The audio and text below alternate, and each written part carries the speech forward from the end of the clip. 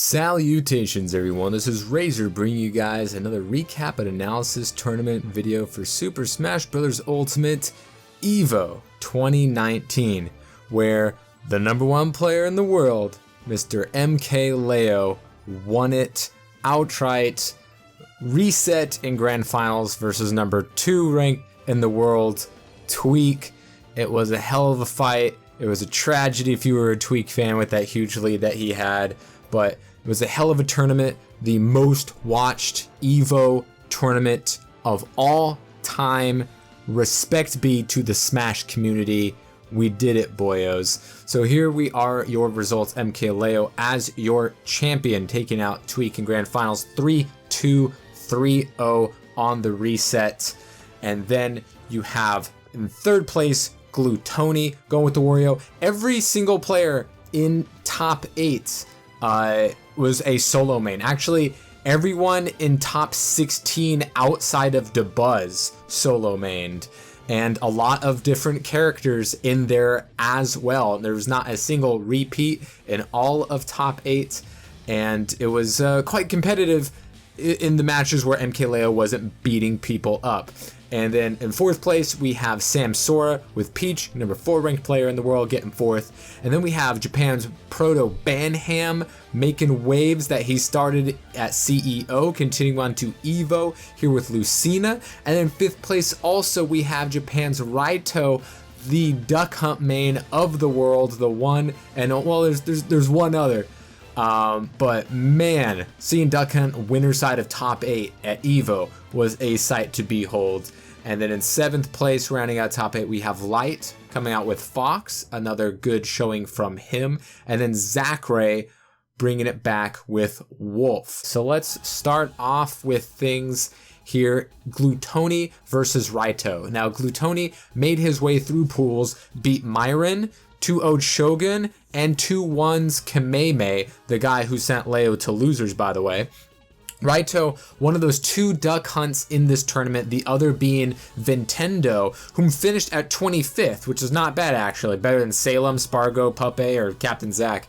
Anyways, Raito with the best finish of any duck hunt in any American tournament in history of any time in any game, and making it to winner's side this deep too, beating Shootone 2-0 and DeBuzz 2-1.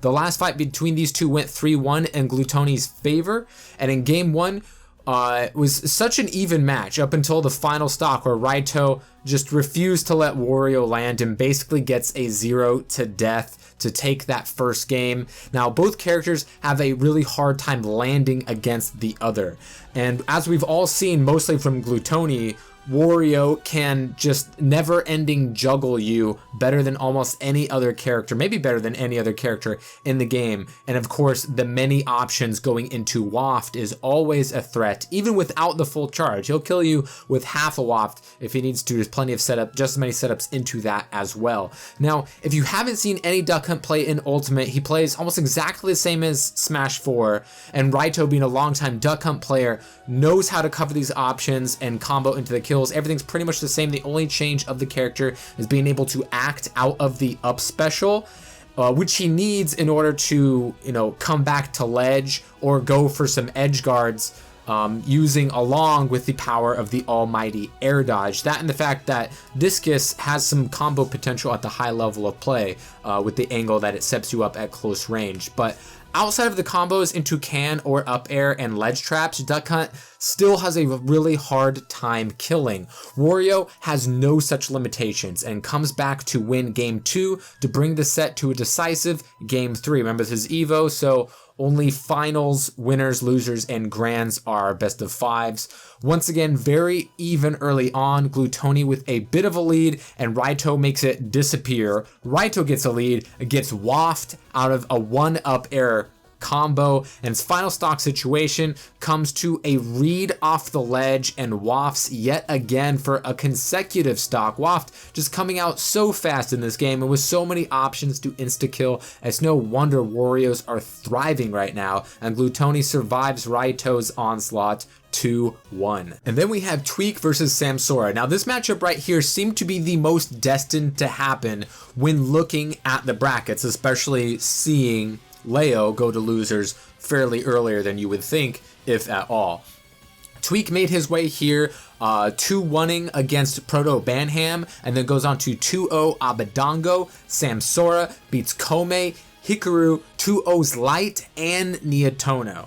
Now, Tweak is coming back from a long hiatus, haven't seen him in a tournament in over a month, and many people have had to wonder if he can still hold onto that number 2 spot that he was just freshly given in the rankings, despite the little amount of tournament results he's had, because he hasn't gone into a lot of tournaments, but when he has, they've been very good.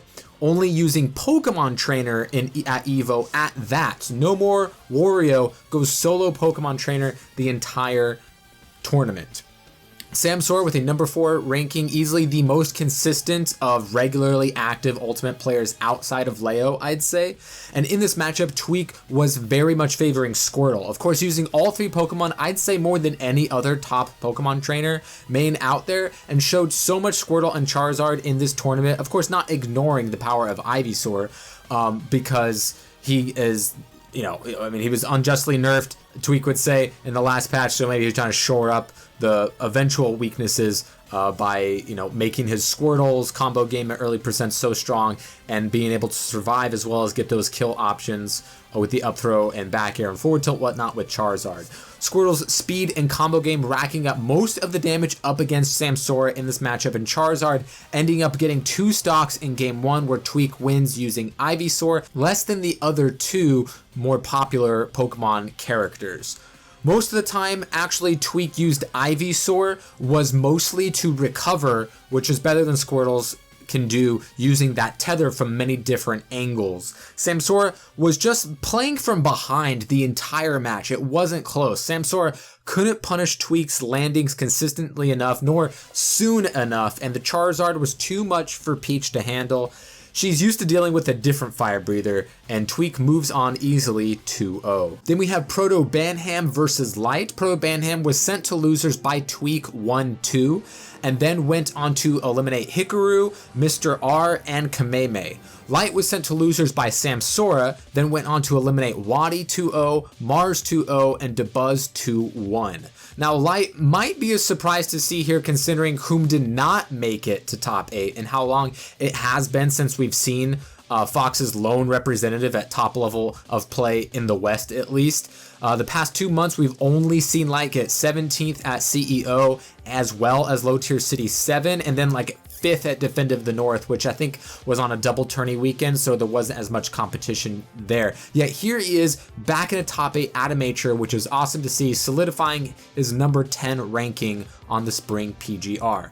Proto Banham, you may remember, made some big noise at CEO, being the closest person to taking down Leo in that tourney, and then taking game off of Tweak before he got sent to losers by him. So definitely one of those in an alternate universe where he doesn't have to face either of them. We could have seen Proto Banham make a much better winner's run here.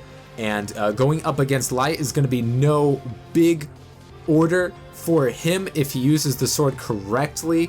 Game 1 starting off with an instant 0 to death for Proto Banham on Light, trading a bear for that Firefox.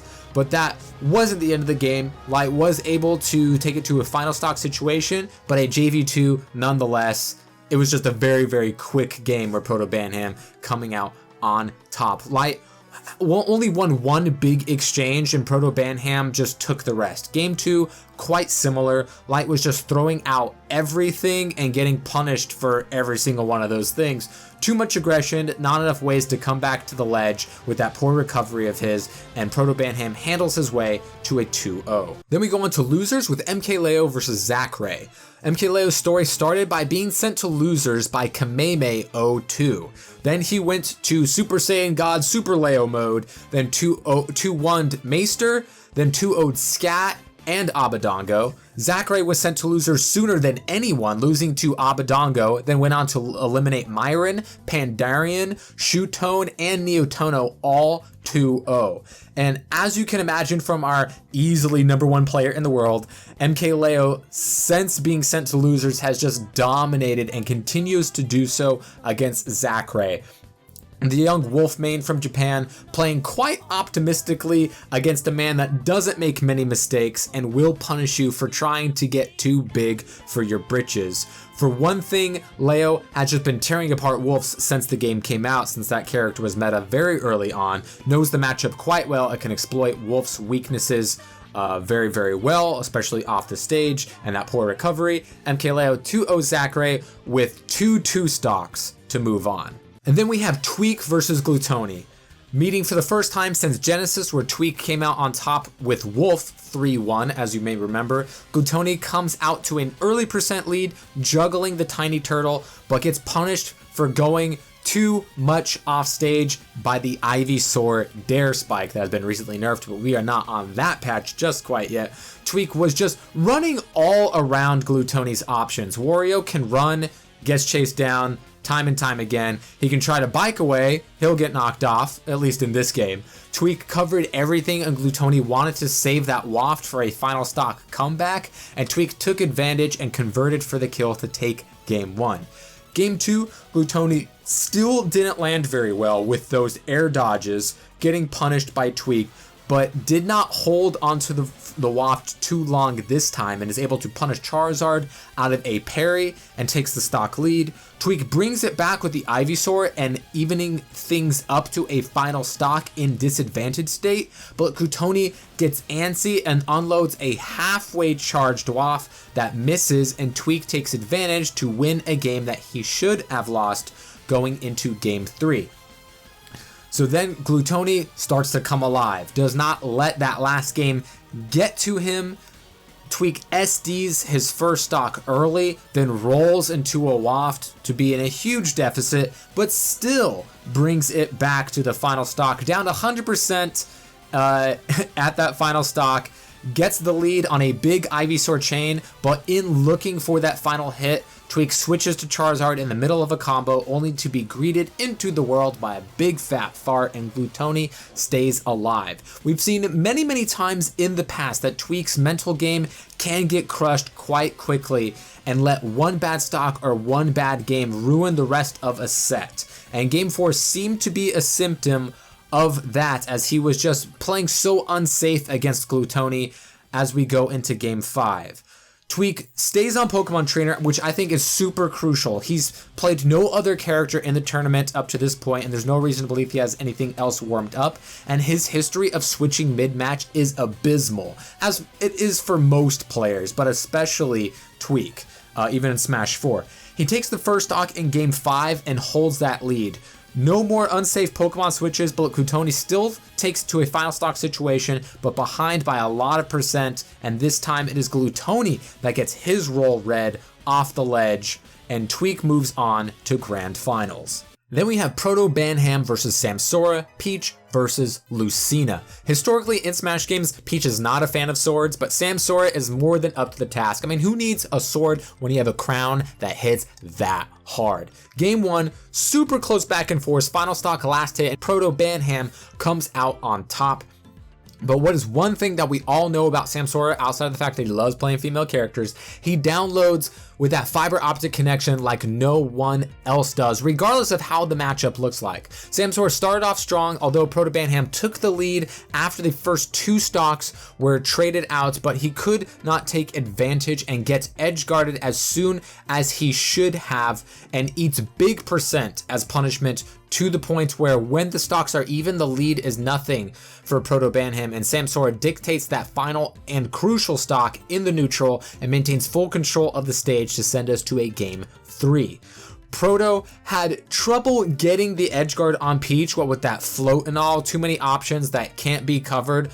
But Samsora couldn't get the edge guard either. Proto Banham was catching every turn up and never went too long without resetting the neutral in any situation, and up smashes for a final stock 0% situation, yet Samsora is the one that clutches it out with those bears, winning it 2-1. And this brings us to Raito versus MKLeo. Now this set was quite a tragedy. I was so close to being able to put in Duck Hunt music in a top 8 recap, and he started from winner's side too, but MKLeo was not going to be denied.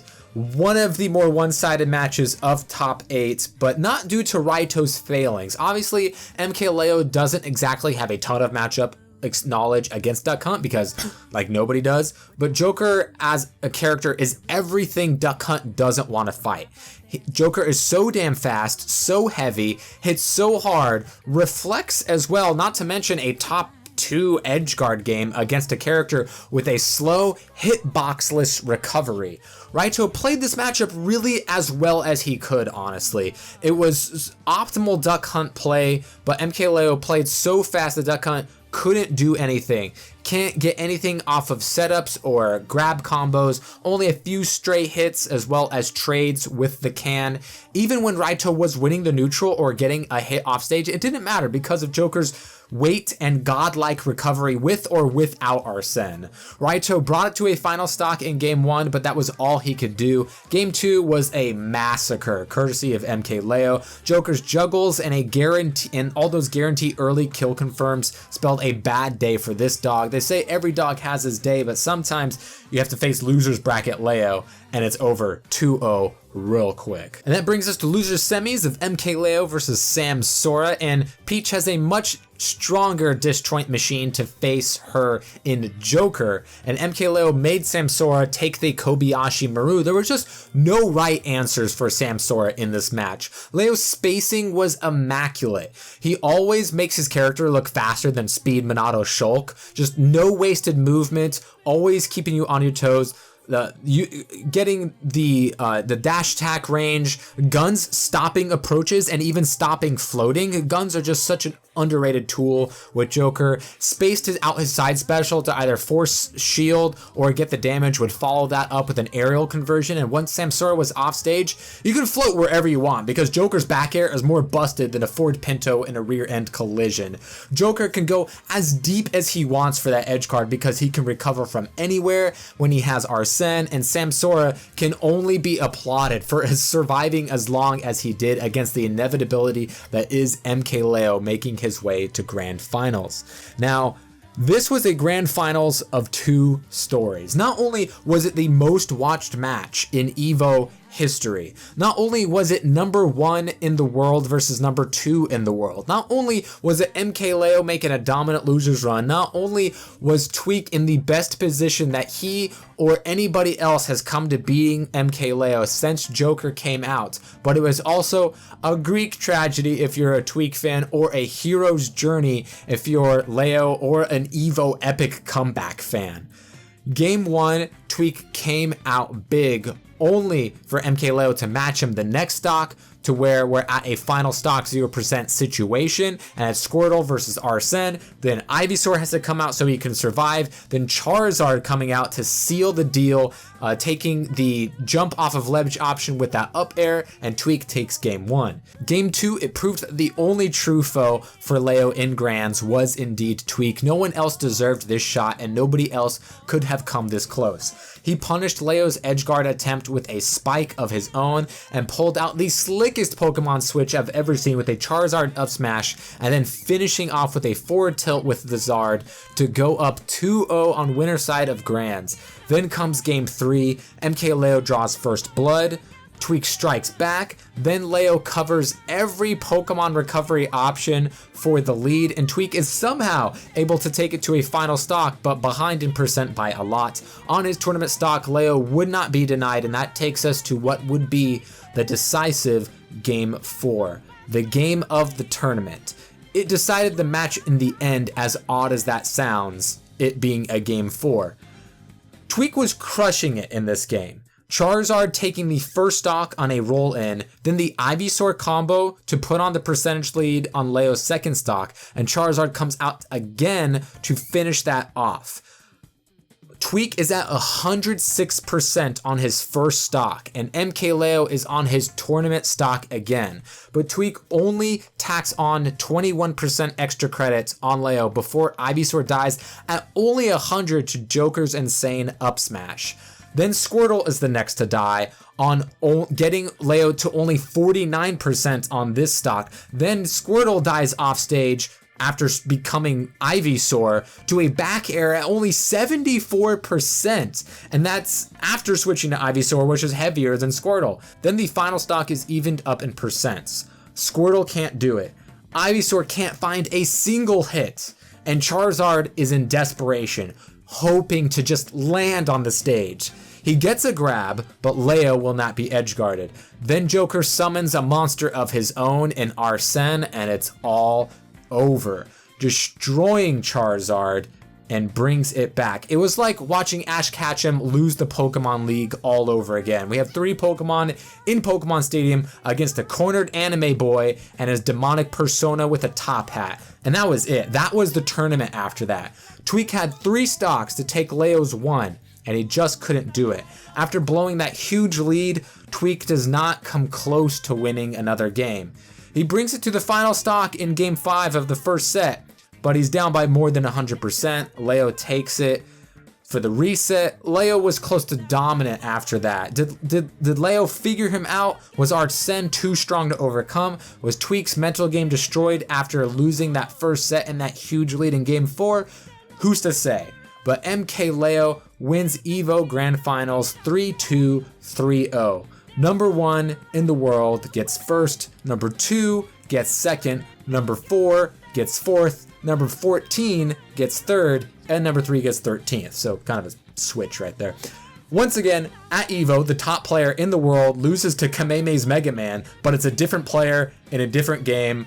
All kinds of crazy things going on here in the most watched map, match, and tournament in EVO's history.